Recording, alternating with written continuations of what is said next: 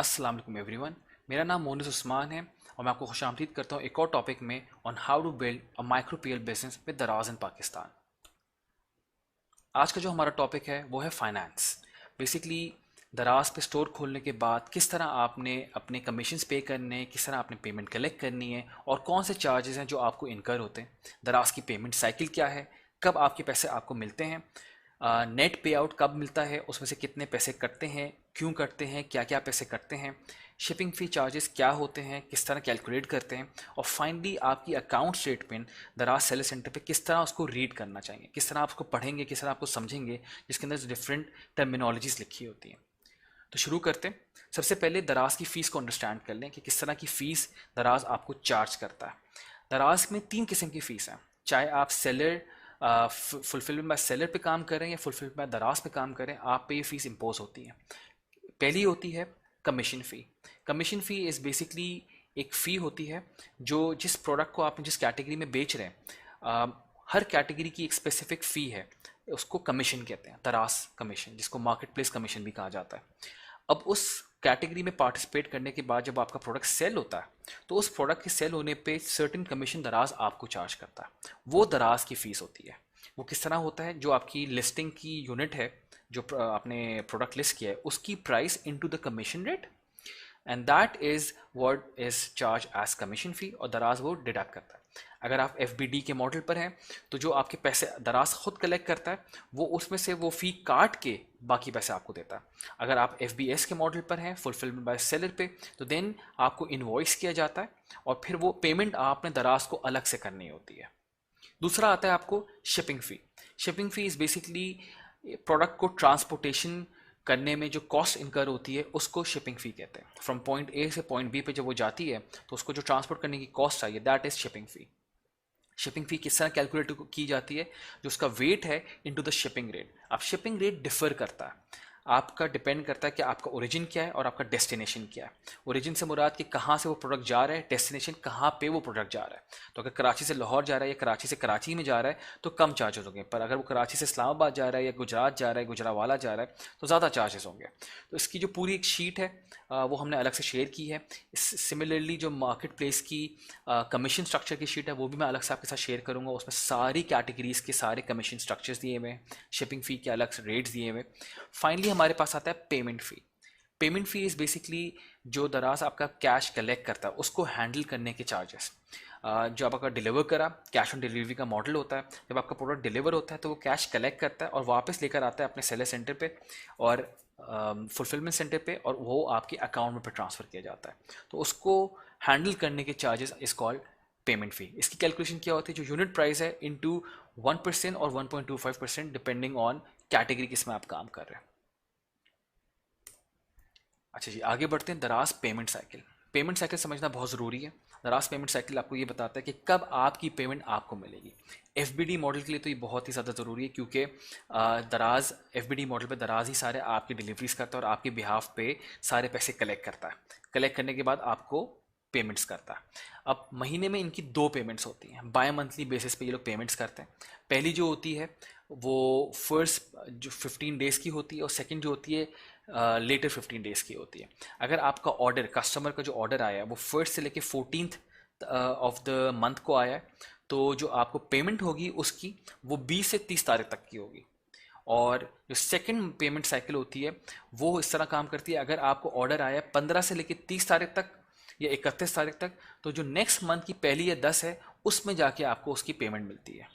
इसके पीछे साइंस ये होती है कि अगर आपको जो महीने में 2 साइकिल इन्होंने बनाई, एक तो आपकी पेमेंट नहीं फंसती और आपके पास पेमेंट वेरी रेगुलरली आ रही होती है, हर 2 हफ्ते में आपके अकाउंट में पैसे डिपॉजिट कर दिए जाते हैं। दूसरा, जो ये बीच में डिले लेते हैं, अगर कस्टमर का कोई कैंसिलेशन आई है या रिफंड आया है तो वो इसमें एडजस्ट होकर आता है। तो ये 2 मंथ की साइकिल चलती है, 15 दिन की साइकिल होती है जिसमें आपके अकाउंट में पैसे आ रहे होते हैं। तो 14th डे, फर्स्ट से 14 में जो ऑर्डर्स आते हैं उनकी जो पेमेंट होती है वो 20 से 30 के बीच में होती है। तो ये 14th डे के बाद आपके पास पैसे आ जाते हैं। In case of public holidays, अगर पब्लिक हॉलीडे आ जाए या वीकेंड आ जाए तो नेक्स्ट वर्किंग डे पे आपकी पेमेंट प्रोसेस होती है। तो दिस इज़ हाउ आपकी पेमेंट साइकिल काम करती है। अब अगर हम लोग बात कर लें कंप्यूटेशन ऑफ पे आउट विच इज़ नेट पे आउट, इसका मकसद ये होता है कि आपको पैसे कितने मिलते हैं आफ्टर ऑल द डिडक्शंस। तो सबसे पहले तो जो मेट्रिक आता है वो आता है यूनिट प्राइस का, जो आपने खुद मेंशन की होती है कि मैं प्रोडक्ट इस प्राइस पे बेचना चाह रहा हूँ। उसमें से माइनस होता है आपका कमीशन, जो दराज का मार्केट प्लेस का कमीशन है बेस्ड ऑन योर कैटेगरी। उसमें से माइनस होता है आपके पेमेंट फ़ी। बेसिकली पेमेंट फ़ी वो होती है जो दराज आपकी कैश हैंडलिंग की चार्जेस होता है। उसमें से माइनस होती है आपकी shipping fee.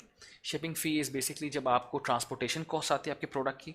And finally VAT which is a tax, value added tax आपका डिडक्ट होता है based on the commission and the shipping fee जो आपको चार्ज हुई है। अब आपका जो पे आउट बनता है इक्वल्स टू, वो होता है unit price minus commission minus payment fee minus shipping fee minus VAT VAT, और उसमें बाद जो पैसे बचते हैं वो आपको पे आउट होता है। This is how the computation of पे आउट एक्चुअली वर्क्स। फिर हम लोग बात कर लेते हैं शिपिंग फ़ी चार्जेस की। अब शिपिंग फ़ी चार्जेस किस तरह चलते हैं और ये किस तरह काम करते हैं। अब देखिए, डिपेंड करता है कि आपका प्रोडक्ट आप कहाँ पे रिसाइड करते हैं, आपका प्रोडक्ट कौन से वेयर हाउस में, कौन से शहर में है। कराची, लाहौर, इस्लामाबाद में वेयर हाउस होने का फ़ायदा ये है कि आप अपना प्रोडक्ट जो है तीनों वेयर हाउस में रखवा सकते हैं। इससे बायर को शिपिंग फ़ी कम चार्ज होती है। जो बायर को शिपिंग फ़ी चार्ज होती है FBD के मॉडल में, वो डिपेंड करता है कि उसका वेट क्या है, उसका साइज़ क्या है, उस पर वो डिपेंड करता है। दराज जो भी खुद से डिलीवर करता है उस पर आपको शिपिंग फ़ी चार्ज करता है, पर वो शिपिंग फ़ी जो चार्ज होती है वो कस्टमर को चार्ज होती है। जब आप अपना प्रोडक्ट अपलोड करते हैं FBD के मॉडल में, तो वहाँ पे आप शिपिंग फ़ी नहीं डालते, आप सिर्फ यूनिट प्राइस डालते हैं, और यूनिट प्राइस के ऊपर शिपिंग फ़ी दराज खुद चार्ज करता है। और वहाँ पे जो बायर होता है, बायर को एक्चुअल प्राइस के ऊपर शिपिंग फ़ी लग रही होती है, वो उसको देखता है, एक्सेप्ट करता है, और वो शिपिंग फ़ी भी बायर पे करता है, सेलर को पे नहीं करनी पड़ती है, बायर को वो चार्ज होती है। डिपेंड करता है उसका वेट कितना है, डिपेंड करता है उसकी डेस्टिनेशन कितनी है, दूर है, करीब है, कहाँ से जा रहा है, कहाँ को आ रहा है। नीचे मैंने एक सैम्पल बनाया है, यहाँ पे ये आपको बता रहा है कि डेस्टिनेशन कराची है, यानी जाने वाली जगह जो है वो कराची है, लेकिन ओरिजिन कहाँ से वो चल रही है। कराची से अगर चल रही है और उसका आधे kg का वेट है तो वो 45 रुपीज़ का चार्ज पड़ेगा। पर अगर वो कराची ही जा रही है और कराची से चल रही है और उसका वेट 10 kg है या 10 से 18 kg है, तो जो चार्जेस होंगे वो 429 रुपये। इसी तरह अगर वो जा रहा है कराची फ्रॉम सखर और उसका वेट है 1 kg, तो 109 रुपये आपको चार्ज पड़ते हैं। तो this is how the shipping fee charges calculate. लेकिन हर सिटी का डिफरेंट रेट है, उसके लिए एक पूरा शिपिंग फ़ी रेट चार्ट मैंने बनाया है, वो अलग से आपके साथ शेयर करेंगे। उसमें आप देख सकते हैं कि आपका ओरिजिन और डेस्टिनेशन की बेस पे कितना आपको चार्ज पड़ेगा on the basis of weight as well. अब हम लोग बात करते हैं कि आपकी जो अकाउंट स्टेटमेंट है वो उसको किस तरह देखना है, वो किस तरह नज़र आती है, किस तरह उसको एक्सेस करते हैं, उसमें कौन कौन से डिफरेंट चीज़ें जो आपको देखनी पड़ती हैं, समझने की ज़रूरत है, और टर्मिनोलॉजीज़ क्या क्या है। एक लाइव अकाउंट स्टेटमेंट देखते हैं। दराज सर्विस सेंटर पे आप लॉगिन करते हैं। लॉगिन करने के बाद आपके पास यहाँ पे टॉपिक आ रहा होता है, लेफ्ट हैंड साइड पे आपके मेन्यू में आ रहा होता है फाइनेंस। आप फाइनेंस पे क्लिक करते हैं तो आपके पास ड्रॉप डाउन में अकाउंट स्टेटमेंट्स आता है, ऑर्डर ओवरव्यू और ट्रांजैक्शन ओवरव्यू आता है। आप यहाँ से सेलेक्ट करते हैं account statements. Account statement select करने के बाद आपके पास पीरियड आ जाता है कि कौन से ड्यूरेशन का आप देखना चाह रहे हैं। आप इस पर ड्रॉप डाउन पर क्लिक करते हैं और यहाँ पे आपके पास सारे 15 दिन के जो पीरियड्स हैं वो नज़र आ रहे होते हैं। अब जैसे ये है, टॉप पे आ रहा है 15 जुलाई से 31 जुलाई, या उससे पहले 1 जुलाई से 14 जुलाई। तो हम लोग लेटेस्ट लेते हैं। लेटेस्ट सेलेक्ट करने के बाद आपकी यहाँ पे स्टेटमेंट अपेयर होती है। ये अभी नॉट पेड आ रही है, यहाँ पे इसको पढ़ना मैं आपको सिखा देता हूँ। Opening balance from previous statement is zero, यानी मेरे पिछले जो था वो सारा क्लियर है, अभी जो फॉरवर्ड हुआ है वो जीरो है।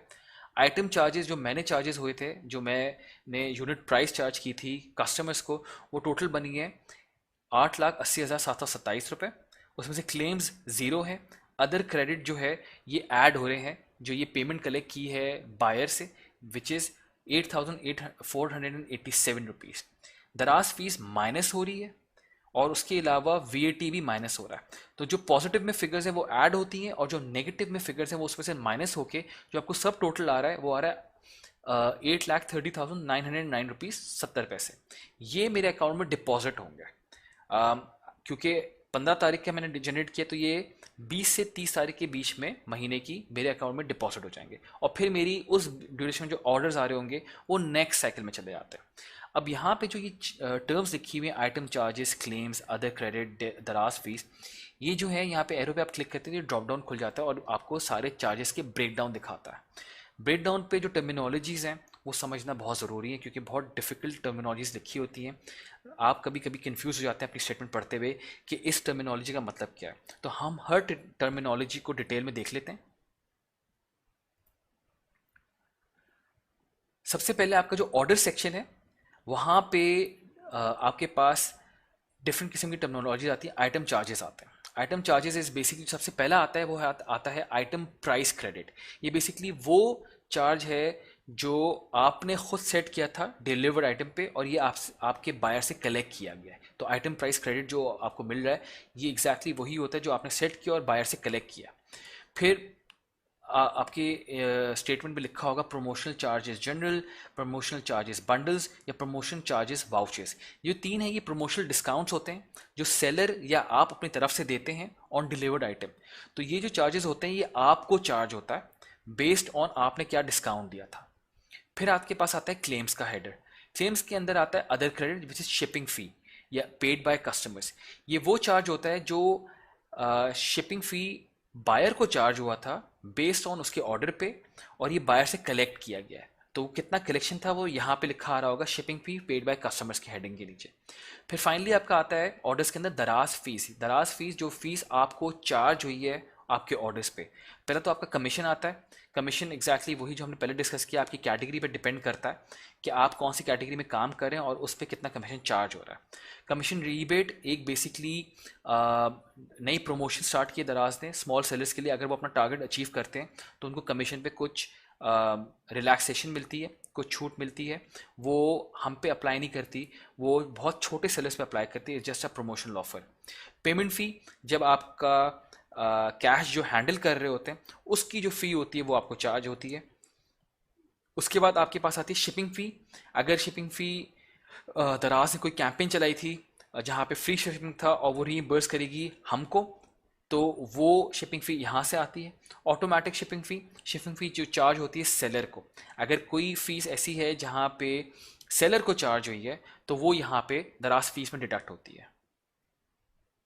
आगे हम डिस्कस करते हैं रिफंड्स के बारे में। रिफंड्स के अंदर डिफरेंट टर्मिनोलॉजीज आती हैं। सबसे पहले आता है दराज फीस। अब यहाँ पे रिफंड्स का मकसद है कि प्रोडक्ट्स जो आपको रिटर्न हो रहे हैं, रिटर्न होने में जो चीज़ें आपको टर्मिनोलॉजीज आपको फेस करनी पड़ेंगी वो इस तरह की आएंगी। जहाँ पे आपके पास आता है reversal commission. Reversal is basically commission, जब आपका रिफंड होता है तो ये कमीशन आपको रिवर्स कर देते हैं। एडजस्टमेंट कमीशन या एडजस्टमेंट पेमेंट फ़ी, ये बेसिकली वो फीस होती है जो मिस कैलकुलेट हो जाती है बाय मिस्टेकन। आपको अगर डिलीवरी मार्क हो गई थी या कैश हैंडलिंग फ़ी में कोई मिस्टेक हो गई थी तो ये आपको रिवर्स कर देते हैं। फाइनली पेमेंट फ़ी क्रेडिट। पेमेंट फ़ी क्रेडिट तब होता है अगर आपका प्रोडक्ट रिटर्न हुआ और जो प्रोडक्ट को हैंडल करने के चार्जेस थे वो आपको वापस कर देते हैं। क्लेम्स में आ जाता है लॉस एंड डैमेज क्लेम्स और other claims. Loss and damage claims होता है जब जो पेमेंट आपकी डैमेज आइटम्स या एफबीडी के मॉडल पे जो आपकी इन्वेंट्री रखी थी वो खो जाती है या वो डैमेज हो जाती है तो वो आप क्लेम करते हैं, तो वो लिखा आएगा लॉस एंड डैमेज क्लेम्स और वो आपको रिफंड होती है।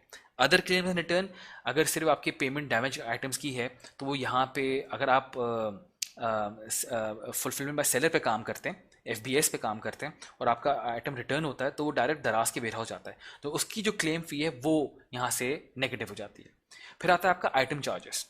आइटम चार्जेस में आपके पास है रिवर्सल आइटम प्राइस। बेसिकली जो रिफंड में आइटम चार्जेस है, रिवर्सल आइटम प्राइस में जो आपकी यूनिट प्राइस है अगर वो रिटर्न होता है तो ये आपको रिवर्सल लगता है। एडजस्टमेंट आइटम चेंज, अगर आपका आइटम जो डिलीवर हुआ है वो मिस्टेकनली मार्क कैंसिल हो जाता है या डिलीवर हो जाता है, डिलीवरी उसकी फेल हो जाती है तो उसको एडजस्टमेंट होके वो आपको चेंज वापस मिलता है। फिर आता है आपका again reversal promotion charges general, reversal promotion charges vouchers. ये वो वाउचर्स हैं जो दराज ने, जो सेलर ने अपने प्रोडक्ट्स पे डिस्काउंट दिए थे आगे, लेकिन क्योंकि अब रिफंड हो गया तो ये रिवर्सल हो जाता है और ये चार्जेस आपसे वापस हट के आपको जो चार्जेस लगे होते हैं वो आपको वापस रिफंड हो जाते हैं। पेनल्टीज़ बहुत इंपॉर्टेंट है। Fake RTS, ready to ship, लेकिन ये सिर्फ काम करता है फुलफिलमेंट बाय सेलर के मॉडल पे। अगर आपने फेक ऑर्डर्स डाले हैं और आपका सिस्टम डिटेक्ट कर लेता है तो आपको उस पर पेनल्टी चार्ज होती है। अगर ये पेनल्टी गलत चार्ज हुई थी तो ये आपको रिटर्न कर देते हैं। रॉन्ग गुड्स डिलीवर्ड, ये पेनल्टी होती है फॉर गलत आइटम अगर आपने डिलीवर कर दिया है, आपने बाय मिस्टेक गलत आइटम आपका डिलीवर हो गया है। एफबीडी पे ये अप्लाई नहीं करता, एफबीएस पे अप्लाई करता है। अदर्स एडजस्टमेंट्स, अगर कोई और कमीशन का रिवर्सल हुआ है, मिस्टेकनली आपको ज़्यादा चार्ज हो गए, तो आपको इसमें एडजस्टमेंट होती है।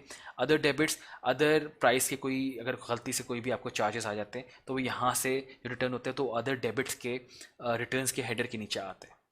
फाइनली हमारे पास जो थर्ड हेडर आता है वो आता है 3PL services and other services section. 3PL से मतलब होता है third party logistics. Third party logistics are basically Daraz के अलावा जो आप डिलीवरी ऑप्ट करते हैं जिसमें आपका अपना डिलीवरी मॉडल आ सकता है। दूसरे जो मॉडल्स काम करें पाकिस्तान में जिसमें TCS आता है, ब्लू एक्स आता है, और भी बहुत सारे लेपर्ड्स आता है, बहुत सारे डिलीवरी पार्टनर्स, अगर आप उनके साथ काम करें और वो रिटर्न हुआ है तो उसकी जो कैश हैंडलिंग फ़ी थी वो रिवर्सल हो जाती है। उसके अलावा वो एडजस्टमेंट अदर्स के अंदर आता है। अदर सर्विसेज, अगर एडजस्टमेंट अदर्स है जैसे लॉस एंड डैमेज आइटम्स आ गया आपके एफबीडी मॉडल पे, एफबीडी आइटम पे, तो वो आपको एडजस्टमेंट होकर आती है। अदर सर्विस फ़ी, अगर आपकी जो स्टोरेज फ़ी है वो डिडक्ट होती है आपके पे आउट से और वो अदर सर्विस फ़ी में लग कर आती है। तो इस तरह आपकी मैंने तीनों जो हेडर से मैं आपको एक्सप्लेन किया कि आप अपनी स्टेटमेंट कैसे पढ़ते हैं, क्या आपको चार्जेस लगते हैं, क्या आपको कमीशन लगते हैं, क्या आपके पे आउट्स होते हैं और कब कब आपके पे आउट्स होते हैं। Thank you very much. अगर आपके कोई सवाल हैं तो you can get in touch इसी कम्युनिटी के थ्रू और मैं आपके सवाल को जवाब वहाँ पे दे सकता हूँ। अब जो हमारा नेक्स्ट टॉपिक है वो again very interesting, seller ratings and reviews, dos and don'ts on Daraz. क्या चीज़ें हैं जो आपको रेटिंग्स देती हैं और आपको रिव्यूज़ देती हैं और क्या करना चाहिए और क्या नहीं करना चाहिए, तो ये हम लोग नेक्स्ट टॉपिक में डिस्कस करेंगे। Thank you very much. अल्लाह हाफिज़।